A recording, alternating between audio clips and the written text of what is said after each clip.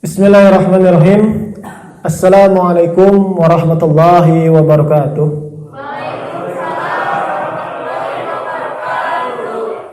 Alhamdulillahirabbil alamin. Innal hamdalillah nahmaduhu wa nasta'inuhu wa nastaghfiruhu wa na'udzu billahi min syururi anfusina wa min sayyiati a'malina.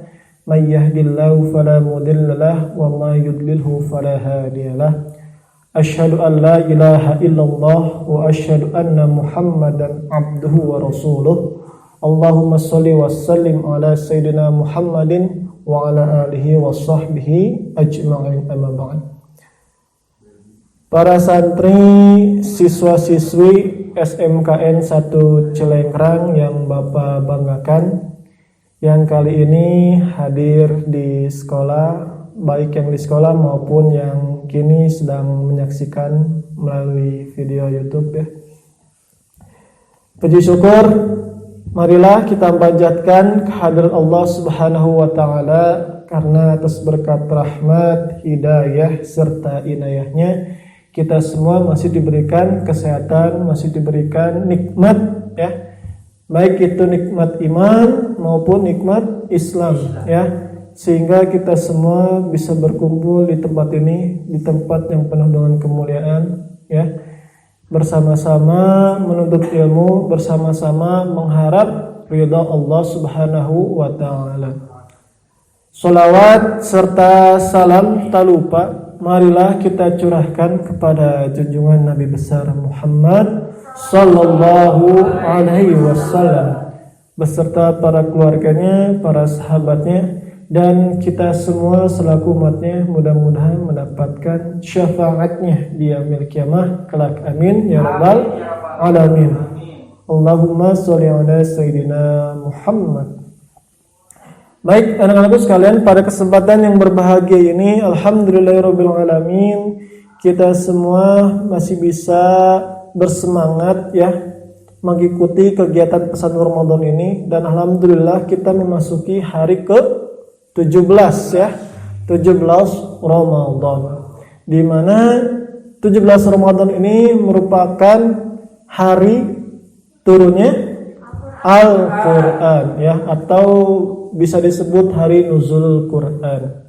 Oleh karenanya kita selaku umat muslim, kita selaku orang mukmin sudah selayaknya berantusias dengan adanya nuzulul Quran ini. Dengan cara apa? Dengan cara memperbanyak ilmu yang ada di dalam Al-Quran. Dengan apa lagi? Dengan mencintai Al-Quran gitu ya. Dari membaca, mentadaburi, dan mengamalkan seperti itu ya. Kemudian juga bisa menghafal pun sama. Menghafal ayat-ayat suci Al-Quran itu Masya Allah luar biasa ya. Nah, di hari yang ke-17 ini yang harus kita pertanyakan, yang harus kita evaluasikan adalah sudah sejauh mana kita membaca Al-Quran. Seperti itu ya. Sudah sejauh mana kita membaca ayat Al-Quran? Apakah sudah 2 surat? Apakah sudah setengah Quran? Masya Allah ya. Atau bahkan yang sudah hatam? Masya Allah gitu ya. Tapi menjadi sebuah evaluasi bagi kita yang belum pernah sama sekali membuka Al-Quran selama bulan suci Ramadan ini. Rugi jika kita sama sekali sampai detik ini, sampai hari ini dari awal Ramadan belum membuka Al-Quran. Sangat rugi ya. Jadi jangan sampai di bulan suci Ramadan ini kita tidak sama sekali membuka Al-Quran gitu. Karena Ramadan ini adalah bulannya bulan Al-Quran sebenarnya gitu ya. Kan dalam ayat itu kan syahrul Ramadhana unzila fihil Quran gitu. Jadi bulan Ramadan itu bulan turunnya Al-Quran. Sudah sewajarnya, sudah sepantasnya kita di bulan Ramadan ini memperbanyak, memperdalam ilmu yang ada di dalam Al-Quran. Seperti itu ya. Nah itu evaluasi yang pertama yang harus kita ingat kembali di hari ke-17 Ramadan ini. Mudah-mudahan di hari 17 Ramadan selanjutnya, di hari selanjutnya kita bisa bersemangat untuk bersama-sama membaca Al-Quran, gitu ya. Karena Ramadan belum berakhir, Ramadan masih ada di tengah-tengah kita berdoa, ya. Oleh karenanya kita maksimalkan di hari-hari akhir Ramadan ini, jangan sampai kita rugi, tidak sama sekali membuka Al-Quran seperti itu. Baik, anak-anak sekalian, tema kita pada hari ini sebenarnya merupakan tolak ukur keberhasilan Ramadan. Nah, tema ini sebenarnya bisa disampaikan ketika kita telah melaksanakan bulan puasa ini secara full 30 hari, ya. Hanya saja ini bisa kita menjadi bahan evaluasi dan motivasi kita. Jangan sampai kita Ramadan ini menjadi Ramadan yang sia-sia, Ramadan yang gagal, gitu. Karena gagal dalam artian apa? Kita puasa hanya mendapatkan haus dan lapar. Nah, itu Ramadan yang sia-sia. Sebenarnya hidup itu benar pilihan, ya. Kita mau jadi muslim yang bertakwa atau menjadi muslim yang sia-sia di musim Ramadan ini. Kita nggak dapat apa-apa, gitu, ya. Kalau kita ingin dapat ampunan Allah, ingin dapat keberkahan dari Allah, ya, rahmat dari Allah serta karunia-Nya, Rahman Rahimnya, kasih sayangnya dari Allah, maka maksimalkan Ramadan hari ini, gitu. Maksimalkan Ramadan tahun ini. Buat teuing tahun payun mah urang moal panggih deui jeung Ramadan. Buat teuing sadetik selanjutnya setelah ini nyawa kita sudah tidak ada. Sajam deui gitu misalkan, sapoe deui da nyawa mah tidak ada yang tahu, gitu, ya.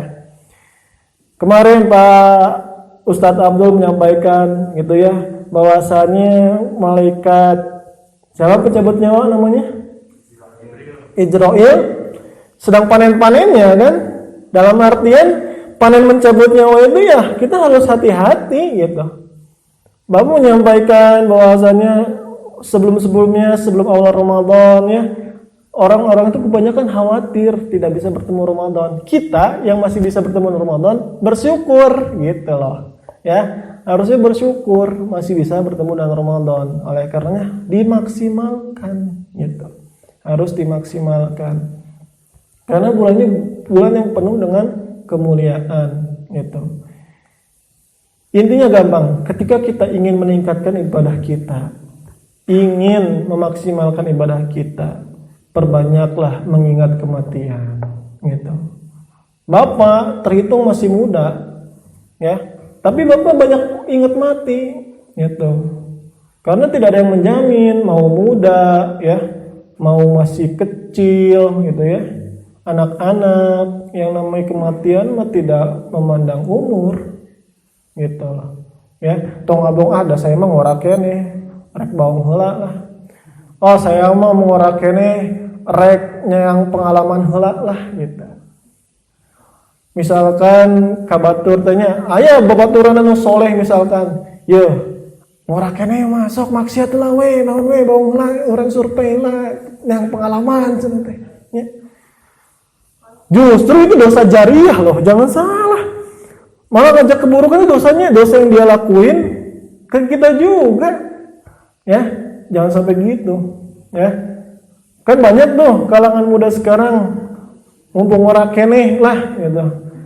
Orang yang pengalaman heula rek kemana ka ditu ka dieu ge pek bae kumaha urang, gitu. Tapi enggak gitu caranya, gitu ya.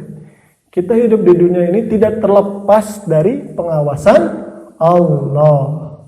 Pengawasan Allah itu luar biasa, bukan hanya sekedar CCTV dunia. CCTV dunia mah nggak ada apa-apanya, ya nggak? CCTV dunia bangsa trek maling gitunya. Aya CCTV bisa we diakalan. Oh, survei heula tempatna, oh aya CCTV berarti kumacarana orang kudu bisa mareman CCTV heula, gitu. Nyata meta kanyahoan. Tapi lamun orang manusia biasa pengen lepas dari CCTV Allah itu nggak bisa. Rek tempat sepencil apapun, rek setutup apapun, Allah Maha tahu, Gitu. Bahkan raga ini milik Allah. Bapak selalu berulang-ulang, iya teh jadi saksi, iya tangan jadi saksi, kaki jadi saksi, mata jadi saksi, gitu. Mata kita selama ini selalu melihat apa, gitu kan ya? Apakah yang baik-baik, ya nggak? Boting sok ningali nu herang-herang, tapi herang teh nu tidak dianjurkan oleh agama kan bisa jadi. Telinga ini misalkan selalu mendengarkan berita-berita yang mengumbar aib orang lain, ya enggak? Mulut ini membicarakan orang lain, menggibah orang lain, gitu. Kaki ini ke tempat maksiat, jarang kaki ini melangkahkan ke masjid, kan? Jangan sampai seperti itu. Jadi kita tidak bisa terlepas dari pengawasan Allah. Oleh karenanya perbanyaklah ingat kematian, ya, agar kita senantiasa berada di jalan Allah. Karena sebaik-baik nasihat itu adalah mengingat kematian. Gitu. Bapak waktu kecil selalu mikir, suka ngahulang Bapak. Ayeuna urang di dunia kayak maut, di akhirat bakal maut deui teh nya. Pernah enggak kan berpikir itu? Kan kadang anak kecil mah imajinasinya suka kayak gitu ya. Nah, kita hidup ini jadi harus punya tujuan, gitu. Tujuannya kita apa? Surga, Allah, tujuan kita itu. Jadi jangan sampai kita menjadi budak dunia, gitu. Ya, orientasi kita jangan hanya mengejar dunia, jangan. Harus seimbang, harus mikirkan akhirat pula. Oke. Baik, masuk ke materi kita, tema kita pada hari ini, tolak ukur keberhasilan Ramadan pada hari ini. Yang pertama, yang harus kita ketahui bersama, tolak ukur keberhasilan Ramadan pada tahun ini ataupun Ramadan tahun-tahun sebelumnya dan tahun yang akan datang, yang pertama adalah menumbuhkan rasa ikhlas dalam diri manusia. Karena Ramadan ini itu mengajarkan keikhlasan, ya.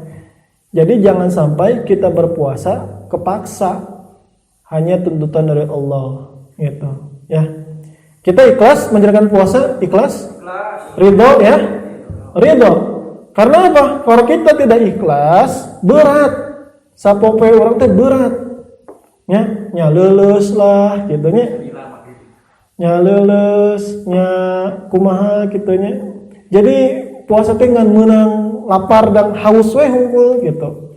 Tapi beda halnya ketika kita ikhlas, menjalankannya pun bahagia, senang gitu, semangat kok. Gitu. Bisa dilihatlah indikator orang yang ikhlas atau tidak. Tapi kita tidak berhak menjudge seseorang, misalkan mana mah puasana teu ikhlasnya teu kudu gitu. Dan ngaran-ngaran puasa mah Allah yang menilainya. Yang menerima puasa itu Allah. Yang menilai pahalanya Allah. Gitu ya. Kalau amalan soleh yang lain bisa kehitung 10 sampai 700 kalau bulan Ramadan. Tapi kalau selain bulan Ramadan hanya 10 pahalanya, kan gitu. Salat jamaah 27, kan bisa ya ada hitungan ya. Kalau puasa Allah yang hitungnya, Allah yang ngasih pahalanya. Gitu. Jadi pahala puasa itu milik Allah. Kita nggak bisa menilai pahala puasa itu berapa. Kita nggak bisa menjudge puasa orang itu sempurna atau tidak. Nah, oleh karenanya itulah melatih keikhlasan dalam diri kita. Karena niatnya pun dengan keimanan gitu. Karena puasa ini melibatkan keimanan kita. Jika kita beriman kepada Allah, kita percaya kepada Allah, maka sudah selayaknya kita berpuasa ini menjalankannya ya atas ridha Allah gitu. Jangan atas keterpaksaan. Apa dasar mah puasanya disuruh orang tua, kumaha tuh. Nyada orang tua kalian bagus. Justru yang salah orang tua yang mengabaikan anaknya, yang membiarkan anaknya tidak puasa ketika dia sudah balik, gitu ya. Kalau anaknya belum balik sih sah-sah saja, tidak mewajibkan anaknya puasa. Tapi yang geus balik, gitu si anaknya, ya geus beger, geus kudu wayahna puasa kan gitu, ya. Jadi melatih keikhlasan. Nah, terus juga selama puasa kan kita kan selalu dituntut untuk menjaga segala sesuatu, baik pandangan maupun ucapan. Dari biasanya kita sehari-harinya misalkan selalu menggibah orang lain ataupun melakukan hal-hal yang dilarang oleh Allah, Nah, dengan puasa ini kita terhenti, ingat sama Allah, ya, gitu. Jadi jangan sampai kita ingin dipuji oleh manusia, gitu. Jangan sampai ingin dipuji, karena kita nggak puasa pun bisa, mudah. Kita batal tanpa pengetahuan orang lain, kita bisa, ya nggak? Nyumput aja di kamar, di ruangan mana misalkan yang nggak ada orang, bisa kok. Tapi kan datangnya dari keikhlasan kita, gitu, tanpa adanya paksaan. Seperti itu ya. Nah, ini untuk menghindari hal-hal seperti itu, itulah fungsi dari puasa, menumbuhkan rasa ikhlas, gitu. Ya.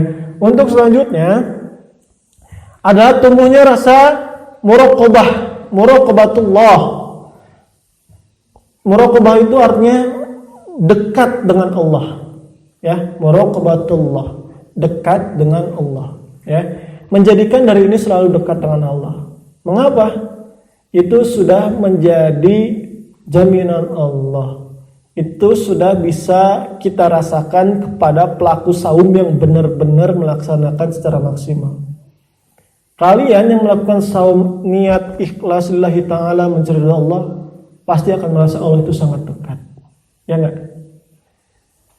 Karena kalau kita tidak merasa Allah dekat, kita bisa saja akan batal puasa. Orang jangan naon puasa gitunya. Puasa ge jangan naon sih gitunya. Kita mau batal juga bisa aja, kapan juga kan bisa. Tapi karena kita selalu merasa terawasi oleh Allah, Allah itu dekat, ya udah kita menjaga segala sesuatunya itu, ya kan? Itu ya. Dan sudah janji Allah juga dalam surah Al-Baqarah, ya. A'udzubillahi minasyaitonirrajim. Bismillahirrahmanirrahim. Wa idza sa'alaka 'ibadi anni fa inni qarib ujibu da'watad da'i idza da'ani falyastajibu li wal yu'minu bi la'allahum yarshudun. Nah, itu. Jika ada hambaku yang bertanya, wa idza sa'alaka 'ibadi anni fa inni qarib, maka katakanlah, wahai Muhammad, aku itu sangatlah dekat. Inni qarib, gitu ya. Ujibu da'watad da'i idza da'ani. Nah, oleh karenanya jika engkau ingin dikabulkan segala sesuatunya, maka laksanakanlah apa yang diperintahkan olehku, gitu. Ya. Wal yu'minu bi, dan berimanlah kepadaku, ya, wal yu'minu bi la'allahum yarsudun, agar mereka berada di jalan kebenaran. Jadi kalau kita ingin dikabulkan oleh Allah, ingin mendapatkan keberkahan Allah, ya kita harus melaksanakan perintahnya, harus menjauhkan larangannya, ya enggak? Gitu. Kemudian kita harus percaya, yakin Allah itu sangat dekat, gitu. Sangat dekat, sedekat urat leher nadi kita, kan itu kan dalam bahasanya seperti itu. Ya. Dan kita pun ketika melaksanakannya ikhlas, insya Allah kita merasakan kok kasih sayangnya Allah, gitu. Ya. Kemudian yang selanjutnya, tolak ukur selanjutnya adalah tumbuhnya kepedulian sosial. Nah, harus kita pahami bersama, puasa ini riyadhah mubasyarah. Jadi latihan secara langsung. Ya, latihan secara langsung menjadi manusia yang peduli antar sesama. Di dunia ini Allah itu sangat adil. Ada kaya, ada miskin, ya enggak? Ada perempuan, ada laki-laki, gitu. Nah, tapi fungsi di sini, riyadhah mubasyarah di sini adalah latihan langsungnya dalam artian dari hal sikap sosialnya. Sikap sosialnya. Kita bisa merasakan langsung apa yang dirasakan orang-orang yang tidak mampu di sekeliling kita. Ya, mereka menahan haus, menahan rasa lapar ketika tidak punya uang, kan gitu. Secara tidak langsung ketika kita sudah merasakannya langsung, merasakan haus, merasakan lapar, oh ternyata gini ya rasanya jadi orang susah, oh ternyata gini ya jadi orang miskin. Sangat luar biasa menahan haus, menahan lapar, sehingga tumbuh rasa sikap empati kita kepada orang lain. Timbullah rasa ingin berbagi, oh saya punya harta lebih, saya ingin berbagi Gitu. Ya. Disitulah fungsi puasa, menumbuhkan rasa sikap sosial yang luar biasa gitu. Jadi ketika kita sudah melaksanakan puasa tapi nggak ada perubahan, tidak ingin berbagi kepada orang yang membutuhkan, maka itu belum mencapai titik keberhasilan kita. Tapi dari yang tadinya pelit, misalkan nggak pernah berbagi, suka berbagi, itu menjadi suatu keberhasilan bagi orang tersebut. Ya, oleh karenanya sekecil apapun kita memberi kepada orang lain, ya, itu menjadi suatu nilai yang luar biasa di sisi Allah Subhanahu Wa Taala. Ya, sedekah yang paling baik ada sedekah apa? Ada yang tahu? Sedekah jariyah, betul, salah satunya. Sedekah yang paling terbaik adalah sedekah di bulan Ramadan. Tapi lebih baik lagi sedekah ketika di saat kita sempit. Ngerti nggak? Di saat kita sempit itu dalam artian kita dalam keadaan susah nih. Orang lain lebih susah. Gitu misal. Tapi kita nggak bantu. Itu pahalanya Masya Allah. Ya. Kan sangat sulit ya. Udah saya lagi kerhese atau kerbalangsa cing atulah. Tong minta-minta ke orang misalkan. Ayah pernah pikiran gitu? Pernah nih? Pernah? Orang kan mikir 2 kali rek mere ka batur teh, da orangnya kerbalangsa katuh. Itu. Pira kurang rek mere kayak orang kumaha. Tapi lamun jelema nu bener-bener yakin ka Allah, nu beriman ka Allah, melihat seseorang lebih butuh dari dirinya, dibere we. Gitu. Dan harus kita tahu balasannya akan langsung bakal terasa oleh kita, ya. Kalau dalam keadaan kesulitan, gitu. Nah itu sedekah terbaik dalam keadaan kesulitan, paling susah. Ataupun kalau enggak sedekah di saat harta yang kita sukai. Contoh, kita punya baju yang bagus, sangat kita sering dipakai, gitu ya. Sangat suka sama baju itu. Tapi ada orang lain melihat bajunya compang-camping, misalkan orang yang membutuhkan, ya. Dan kita posisi nggak ada baju lain, baju kita ada yang lain, cuman disukai kita semua, gitu ya.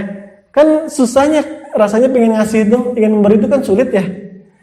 Nah, tapi ketika kita memberi apa yang kita sukai dari harta yang kita miliki, kita berikan kepada orang lain, kita ikhlas mengharap ridha Allah, maka balasannya pun luar biasa. Itu ya. Berlipat-lipat ganda ya. Apalagi yang ngaran-ngaranna bulan puasa itu pahalanya 10 sampai 700 kali lipat. Masya Allah. Ya.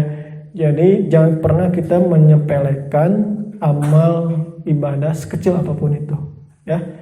Karena sebiji zarah pun ngaran-ngaran timbangan di akhirat, di yaumil mizan, itu akan mempengaruhi miringnya apakah kita ke amal soleh atau ke amal buruk. Sebiji zarah, terus biji zarah, ya, ibarat biji zarah teh biji kurma sih masih gede sebenarnya. Pokoknya biji yang paling kecil itu masih dihitung dan itu bisa mempengaruhi beratnya. Atau apakah beratnya ke kanan ataukah ke kiri, ke amal soleh kah, apakah ke amal buruk, itu ya. Jadi jangan pernah menyepelekan amal ibadah sekecil apapun, gitu. Terus dalam ukur selanjutnya yang harus kita pahami dari puasa Ramadan adalah keseimbangan hidup, ya. Dimana keseimbangan hidup di sini dalam artian kita menjadi hamba yang tidak menjadi hamba yang tidak fokus terhadap dunia, ya. Jadi orientasinya itu seimbang antara akhirat dan dunia, gitu.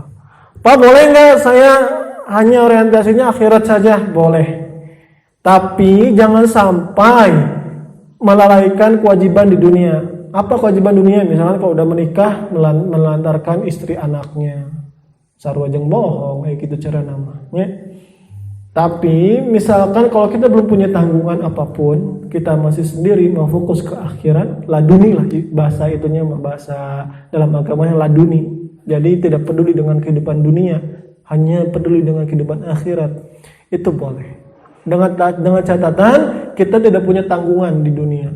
Tapi beda cerita ketika kita sudah menikah, punya anak, punya istri, kan kita punya tanggungan tuh. Itu kewajiban kita, ya kan? Gitu ya. Nah, itu harus dilaksanakan, harus seimbang. Tapi kalau kita terlalu memikirkan dunia tanpa memikirkan akhirat, ya sama aja. Yang didapatnya hanya dunia. Gitu. Kalau kita mengejar akhirat, dunia pun akan mengejar kita. Itu konsepnya gitu ya. Kalau kita mengejar akhirat, dunia akan mengejar kita. Tapi kalau kita mengejar dunia, ya hanya dunia yang didapat, akhirat nggak akan. Gitu. Ya. Nah, jadi harus seimbang. Seimbangnya harus dengan apa? Dari yang harus kita ketahui, harus memperhatikan hablum minallah, hablum minannas. Dari segi ibadahnya diperhatikan, dari segi hubungan manusianya diperhatikan. Segi manusia apa? Sedekah, ya, saling membantu, tolong menolong. Itu konsep hidup sebenarnya simpel. Ininya harus nyambung, vertikal horizontalnya itu harus nyambung, gitu, ya. Antara hubungan kita sama Allah jalan, hubungan sama manusia jalan.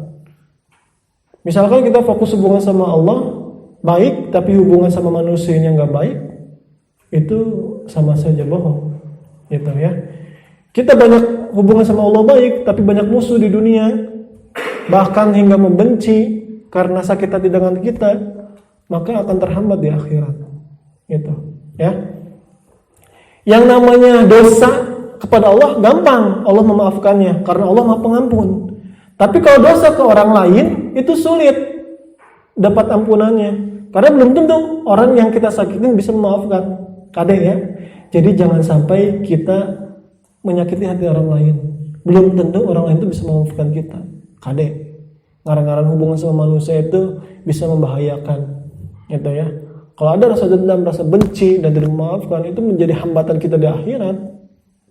Jadi kajian ting orang mau berhubungan sama hal-hal, maksudnya kajian ting hal-hal yang maksiatnya berhubungan sama Allah, karena Allah Maha Pengampun tuh, kan gitu. Tapi walaupun kita misalkan hubungan sama Allah, kita berdosa, melakukan dosanya sama Allah, ketika kita musyrik, percaya sama orang lain, percaya sama Tuhan selain Allah, maka sama saja nggak akan dapat tuh ampunan Allah. Justru itu dosa besar yang luar biasa, gitu ya. Nah, ini harus menjadi perhatian buat kita semua. Kemudian itu untuk hubungan manusia pun harus kita jaga dengan baik, jangan sampai kita menyakiti orang lain. Karena apa? Ketika orang lain kita sedang membutuhkan, ya, bantuan kita, tolonglah, dibantulah. Karena apa? Rasulullah sudah mewanti-wanti sejak zaman dahulu kala bahwasanya kefakiran itu akan mendekatkan kita kepada kekufuran. Paham nggak? Rata-rata orang yang melakukan maksiat, baik mencuri, baik apalagi mencopet, apalagi hal-hal seperti itu ya, itu dari kefakiran, dari kemiskinan. Bener nggak? Bener ya? Beberapa. Tapi ada juga geus beunghar hayang beunghar deui dengan korupsi, gitu ya. Tapi sederhananya kekufuran itu datangnya dari kefakiran, dari kemiskinan. Oleh karenanya ketika posisi umat muslim dalam keadaan kefakiran, kebodohan, itu menjadi bahaya. Bisa jadi nanti akal sehatnya hilang. Kita dalam keadaan kepepet nih, sedangkan kita sangat butuh, ada kesempatan. Mungkin nggak kita untuk mencuri? Sangat mungkin. Gitu ya. Oleh karenanya yang namanya kefakiran itu jangan sampai berada dalam diri kita. Dan kebodohan pula, gitu. Gitu ya. Saling melengkapi. Tadi kalaupun ada kesempatan kan tadi kan kita mencuri ya. Tapi kalau kita pinter, nggak bodoh, kita mikirnya jangka panjang. Oh, kalau saya mencuri saya berdosa. Selain berdosa, misalkan ada yang lihat, ada yang laporkan, saya ketangkap polisi, saya dipenjara. Kan mikir 2 kali. Makanya kalau umat muslim, umat Islam dalam dirinya sudah ada kefakiran, sudah ada kebodohan, maka bahaya. Gitu. Ya, jangan sampai kita membiarkan diri ini dalam jurang kefakiran, dalam jurang kebodohan. Oleh karenanya namanya menuntut ilmu itu wajib hukumnya bagi setiap muslim dan muslimah. Gitu ya. Bisa dipahami ya? Dan yang terakhir, tolak ukur keberhasilan Ramadan adalah tercapainya malam Lailatul Qadar. Nah, tercapai malam Lailatul Qadar ini kita nggak ada yang tahu ya. Cuman para alim ulama hanya saja dari dahulu sudah memberitahu ciri-cirinya. Ada yang mengatakan di malam 10 terakhir, di malam-malam ganjil, betul? Ada yang di malam 10 terakhir itu ya semuanya 10 hari malam itu semuanya ada Lailatul Qadar. Tapi ada yang mengatakan lebih jelas lagi di malam-malam ganjilnya ya. Terus juga ada yang mengatakan ketika siang harinya sangat panas, terik, sunyi, hening, saat itulah malamnya adalah malam Lailatul Qadar. Ada yang mengatakan seperti itu. Nah, itu hanya sebagai clue. Clue itu dalam artian kisi-kisi ya, malam Lailatul Qadar. Nah, malam Lailatul Qadarnya tapi itu hanya Allah yang tahu gitu. Dan hanya kita yang bisa merasakan. Malam Lailatul Qadar itu bisa kita rasakan. Rasakannya apa? Dapat kita rasakan kita menjadi hamba yang bertakwa, hamba yang selalu berdekat kepada Allah, selalu melaksanakan ibadah Allah. Itu berarti kita mendapat Lailatul Qadar. Tapi kalau kita tetap maksiat, tetap terjerumus ke jurang maksiat, itu kita tidak mendapatkan apa-apa di bulan suci Ramadan ini. Tidak mendapatkan Lailatul Qadar, tidak mendapatkan pahala puasa. Itu hanya dapat lapar jeung haus. Itu, ya. Nah, dan harus kita pahami yang namanya Lailatul Qadar bukan hanya dengan cara itikaf. Ya, kebanyakan kita itikaf ya.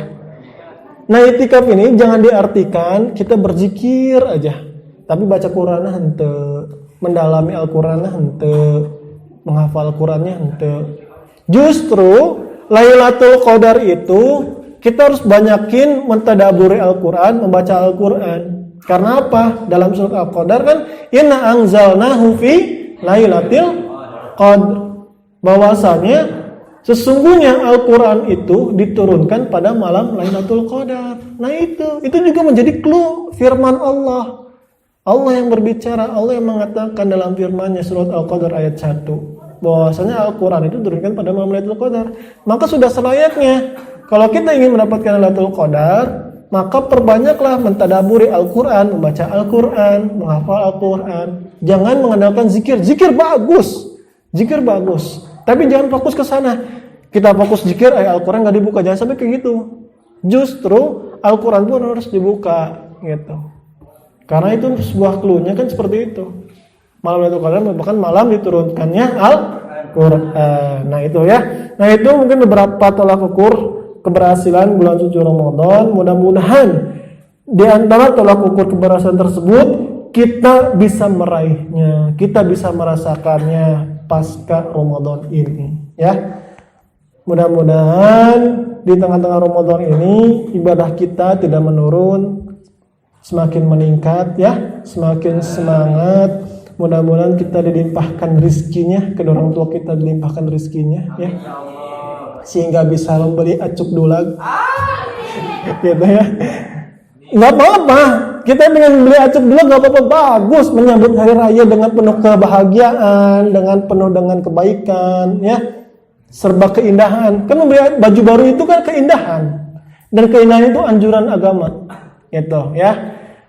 Makanya itu konsepnya Pak, kenapa sih Lebaran itu identik dengan baju baru? Karena itu Allah itu senang dengan sebuah keindahan. Innallaha yuhibbul muhsinin, innallaha yuhibbul mutatahhirin. Allah itu senang dengan kesucian, dengan keindahan. Itulah makanya Lebaran itu identik dengan baju baru, gitu.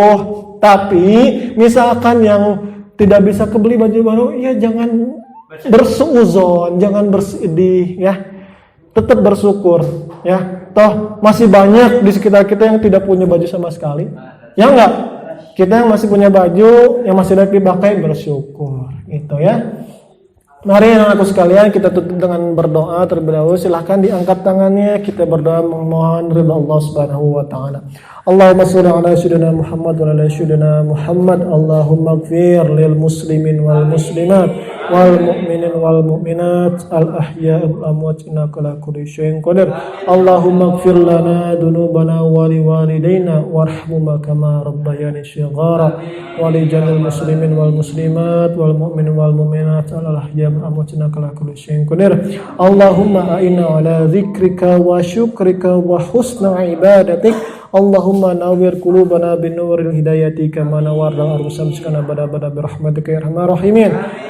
Allahumma inna nas'aluka ilman nafi'an wa rizqan halalan thayyiban min kulli dhanbin wa saqam. Allahumma janibna min muqarratil akhlaq wal afwa wal adwa. Ya Allah, ya Ghafar, Engkau Maha Pengampun. Ya Allah, ampunilah segala dosa-dosa kami. Ya Allah, kami tahu kami ini hamba yang lemah, hamba yang hina, penuh dengan segala dosa dan kekhilafan. Ya Allah, maka ampunilah dosa kami. Ya Allah, karena hanya kepadamu kami memohon ampunanmu. Ya Allah, ya Allah, kami menyadari ya Allah bahwa selama ini kami banyak berbuat maksiat. Ya Allah, mata ini selalu melihat hal-hal yang bukan hak kami. Ya Allah, telinga ini selalu mendengarkan hal-hal yang bukan hak kami. Dan mulut ini selalu berbicara, menceritakan aib orang lain, bahkan menggibahkan orang lain. Ya Allah, yang bukan seharusnya. Ya Allah, maka ampunilah kami. Ya Allah, ampunilah jika tangan ini masih banyak kekurangan, belum bisa membantu orang lain.